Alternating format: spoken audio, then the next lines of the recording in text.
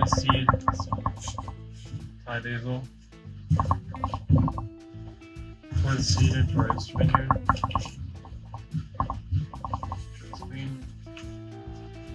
Seed is very, very small. I bought more of it because last year I ran out while I was doing the flats. I don't want to do that this year. I want to make sure that I have enough of it.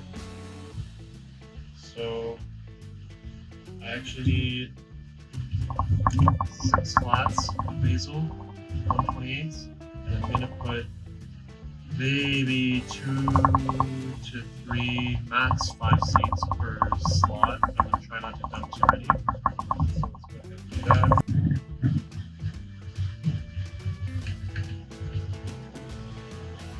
Yeah, I'm gonna give about 3-4 seeds per slot.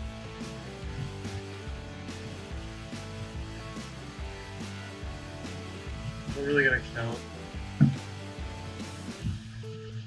It's pretty visual. That way it's faster.